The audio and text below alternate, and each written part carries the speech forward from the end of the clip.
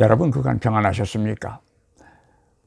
이번 주 수요일이 벌써 성탄절이 되고 보니 2025년이라는 한 해도 작별을 너무 서두르지 않나 하는 생각을 하게 됩니다. 오늘 드릴 말씀의 제목을 보고 좀 매끄럽지 못하다는 생각을 하시는 분들이 계셨을 줄로 여겨집니다. 대개는 다윗과 우리아와 다윗이 두 사람의 이름을 나란히 적을 때면 우리아와 다윗보다는 다윗과 우리아라고 적는 것이 자연스럽다고 생각하는 분들이 더 많을 것 같습니다. 그리고 또 어떤 분들은 어떻게 우리아라는 이름을 다윗이라는 이름과 나란히 적을 수 있느냐고 하시는 분들도 있을 것입니다. 어찌되었든 이 이야기는 차차하기로 하고 사무엘하 11장을 보면은 다윗 왕이 저질렀던 아주 폐악스러운 이야기가 상세히 기록되어 있습니다. 그런데 사람들은 이 이야기를 할 때면은 다윗과 밧세바의 이야기만을 합니다. 물론 이 이야기에서 주역은 다윗이고 조연으로 등장하는 인물은 밧세바, 요압, 우리아 그리고 이름 없는 많은 엑스트라들입니다. 그러나 오늘은 방향을 좀 바꾸어서 우리아의 입장에서 이 이야기를 다시 한번 조명해 보았으면 합니다. 그리고 시간이 된다면 다윗의 이야기도 다시 생각해 보겠습니다. 제 책상에는 지구본이 하나 있습니다. 그리고 나는 시간이 있을 때마다 내가 어디에 있으며 그리고 또 내 기억 속에 아직도 남아있는 그 많은 분들이 어디에서 무엇을 하고 있을까 하는 생각을 하면서 이 지구본에서 그들의 흔적을 더듬어 보고는 합니다. 그러기 위하여는 지구본을 자전을 시켜보지만은 내가 사는 멜번은 항상 지구본 밑부분에 있어서 고개를 뒤틀어야 볼 수가 있습니다. 그래서 하루는 지구본을 스탠드에서 떼어내서 남과 북을 바꾸어 놓았더니 호주 대륙도 그리고 멜번도 편한 자세로 잘 볼 수 있을 뿐만 아니라 온 세상이 아주 달라 보였습니다. 나는 그 지구본을 보면서 하나님도 내가 한 일을 별로 탓하지는 않으실 것이라는 생각이 들었습니다. 왜냐하면 창세기 어디를 보아도 북극이 꼭 위쪽에 있어야 한다는 말씀은 없기 때문입니다. 나는 남과 북을 바꾸어 놓은 내 책상 위의 지구본을 보면서 사물은 어느 방향에서 보느냐에 따라서 그 해석이나 이해가 완전히 달라질 수도 있다는 것을 배웠습니다. 그래서 오늘은 사무엘하 11장을 좀 다른 각도에서 여러분과 더불어 생각해 보려고 합니다. 우리아는 성경에 나오는 이야기 중에서 주역을 맡았던 일은 없는 인물입니다. 그러나 또 우리아처럼 사람들에게 잘 알려진 인물도 아마 흔치 않을 것입니다.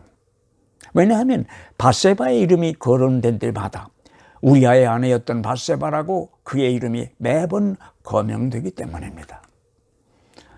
성경을 기록한 사람들이 그렇게 한 것을 보면은 그들 나름대로의 어떤 의도가 거기에 있었던 것 같다는 생각이 듭니다. 세상의 표현을 빌린다면 우리아는 운도 지겹게 못하고 난 사람이었습니다. 예쁜 마누라를 가지고 살았던 것이 죄라고 한다면 더 할 말은 없겠지만 그것 때문에 그는 결국 목숨마저 빼앗겼던 불행한 사내였기 때문입니다. 제대로 돌아가는 세상이었더라면 이것은 누가 보아도 말이 안 되는 기가 막힐 일이었습니다. 경우는 좀 다르지만 성경에 나오는 일부 중에 주역도 아닌데 이름이 자주 그리고 그것도 아주 자주 사람들 입에 오르내리는 이름이 하나 더 있습니다. 예수를 십자가에 못 박으라고 판결을 내렸던 마음이 허약해서 군중의 눈치 보기에 바빴던 빌라도라고 하는 로마의 관리였습니다. 그의 이름이 사도신경에 포함되어 있어서 매 주일이면 그 많은 사람들이 예배를 보면서 그의 이름을 들먹입니다. 그런데 그것도 좋은 일로 고마운 마음에서 그러는 것이라면 몰라도 그게 아니지 않습니까? 그런데 말입니다. 우리아가 세상 돌아가는 대로 몸을 맡기며 바람 부는 대로 적당히 살았더라면은 그가 살았던 세상도 훨씬 달랐을지도 모르겠습니다. 그러나 그는 고지고대로 살아보려던 덕분에 세상을 아주 어렵게 살다가 한참 젊은 나이에 일찍 간 사람이었습니다. 그는 한마디로 융통성 없이 우직스러운 사람이었습니다. 그저 적당히 소위 좋은 것이 좋다는 식으로 세상을 살았더라면 더 오래 살 수도 있었을 것입니다. 하기야 그렇게 죽었으니 성경에 그의 이름이 남았겠지만 말입니다. 우리 아이는 어떻게 보면 예수께서 말씀하신 죽어야 산다고 하는 진리를 오래전에 이미 터득하고 증명했던 사람이 아니었나 하는 생각이 들 때도 있습니다. 어떻게 보면 그도 하나님의 마음을 사람들에게 보여주는데 큰 몫을 한 사람이라고 할 수 있을 것 같습니다. 물론 역사에는 만약이라는 단어가 적용되지 않는다고들 이야기합니다. 그러나 만약에 말입니다. 우리 아가 그때 세상 돌아가는 대로 그렇게 살던 사람이어서 그날 밤 병정들과 섞여 성 내에서 밤을 지내지 않고 자기 집에 가서 왕이 보내준 음식과 술을 마시고 아내와 더불어 밤을 지내었었다면 나중에 다윗이 미안한 생각이 들어 우리아를 장군이라도 시켜주었을 줄 누가 압니까? 그렇게 되었다면 물론 솔로몬이라는 사람은 세상에 태어나지도 않았을 것이기는 하지만 말입니다. 그러나 사무엘 하를 기록한 사람은 27절에서 결론적으로 다윗이 행한 그 일이 여호와 보시기에 악했다고 했습니다. 물론 왕은 무치하다는 말이 있기는 하지만 남편이 있는 여인을 취하는 것은 동서고금을 막론하고 아주 드문 일이며 이는 악한 일로 여겼습니다. 아브라함도 이집트에 갔을 때 자기 아내 사라가 너무 아름다워서 사람들이 사라를 차지하기 위하여 남편인 자기를 죽일까 봐 겁이 나서 사라를 자기 네 동생이라고 속이지 않았습니까? 나중에 이집트의 왕이 자기를 속였던 그 사실을 알고는 노발대발하면서 자기를 죄인으로 만들려고 그리 했느냐면서 호통을 쳤다고 하지 않았습니까? 그 이집트의 왕은 아브라함을 원망하며 그 일을 무마하려고 아브라함에게 금품까지 주었다고 했습니다. 동서고금을 막론하고 남편이 살아있는 여인을 취한다고 하는 것은 천인공노할 일로 여겼습니다. 그리고 성경에서 말하는 하나님 보시기에 악했다고 하는 것은 도덕적으로나 윤리적인 면에서뿐만 아니라 종교적으로도 해서는 안 될 일이라는 것이었습니다. 더구나 이것은 하나님이 주신 왕으로서의 힘과 능력을 남의 아내를 취하는 데 사용했다고 하는 것을 하나님께서는 질책하고 있는 것입니다. 그때 바세바가 임신했던 다윗의 자식은 후에 죽게 됩니다. 일시적인 잘못된 생각으로 우리는 과오를 범할 수 있습니다. 그러나 다윗은 그 사건이 있은 후에 자기의 잘못을 뉘우치거나 하나님께 자기의 잘못을 고백했던 것이 아닙니다. 그는 오히려 자기가 저지른 잘못을 은폐하려고 했습니다. 증거를 인멸하려고 했던 것입니다. 자기가 만들어 놓은 더러운 발자국을 자기 것이 아니라고 발뺌을 한 것입니다. 제 아이를 우리아의 아이로 만들려고 했던 것입니다.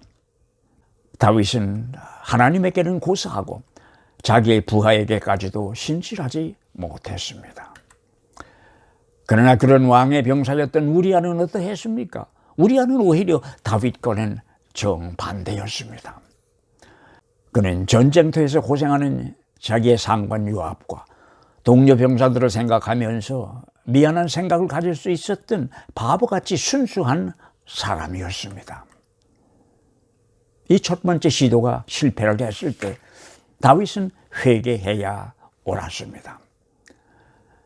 하나님의 사람들이 잘못을 저지르게 되면 하나님께서는 항상 잘못을 뉘우치고 회개할 수 있는 기회를 주십니다. 그러나 불행하게도 많은 사람들은 그 기회를 놓쳐버립니다. 그것은 그 소중한 기회를 기회라고 생각하지 못하기 때문입니다. 다윗도 마찬가지였습니다. 그는 하나님께서 주시는 그 기회를 기회로 보지 못하고 두 번째 시도를 계획하고 드디어는 단행하게 됩니다. 첫 번째 시도에서는 증거물 없애려고 하는 것이었으나 그 첫 번째 계획이 실패로 돌아가자 이번에는 아예 그 증인을 없애버리려는 것이었습니다. 우리는 이 이야기를 읽다 보면 요새 뉴스 시간에 가끔 나오는 살인사건의 이야기를 듣고 있는 것 같다는 착각을 하게 됩니다. 그 충성스러운 병사 우리아에게 본인을 전장터에서 사지로 내몰아 죽게 하라는 그런 내용이 담긴 편지를 본인의 손에 쥐어서 보냈던 것입니다. 보통 비열한 인간이 아니고는 할 수 없는 그런 일을 다윗은 감행하고 말았던 것입니다. 왜냐고요? 완전 범죄를 시도했기 때문입니다. 우리아가 어쩌면 글을 읽을 줄 몰랐을지도 모릅니다. 아니면 편지를 봉한 채로 보냈기 때문에 이 바보 같은 사람이 왕의 서신이라고 감히 열어볼 생각을 하지 못했을지도 모릅니다. 모든 일은 손발이 잘 맞아서 다윗의 계획대로 진행되었고 성공하는 것처럼 보였습니다. 그러나 하나님의 눈은 가릴 수가 없었습니다. 왜냐하면 하나님은 우리의 겉모양뿐만 아니라 우리의 중심을 보시는 분이기 때문입니다. 우리는 이 다윗과 밧세바와 우리아의 짧은 이야기 속에서 아주 대조적인 두 인간의 모습을 보게 됩니다. 우리아와 다윗, 그리고 다윗과 우리아입니다. 많은 사람들은 우리아보다는 다윗이 되고 싶어 합니다. 그리고 자기의 자녀들에게도 우리아보다는 다윗이 되라고 이야기합니다. 그러나 어느 인간상이 과연 우리가 아버지라고 부르는 하나님의 마음에 더 가까울까 하는 생각을 해봅니다. 하늘 아버지의 생각도 땅 아버지들의 생각과 같을까요? 여러분, 그리고 오래오래 이 이야기를 가지고 씨름을 해보았지만 제가 얻은 답은 늘 같았습니다. 여러분, 끝까지 함께 해주셔서 감사합니다. 이번 주 수요일은 전에 말씀드렸던 것처럼 성탄절이죠. 성탄절 즐겁게 보내시고요. 그날 저녁에 다시 뵙겠습니다. 여러분, 메리 크리스마스 에브리원.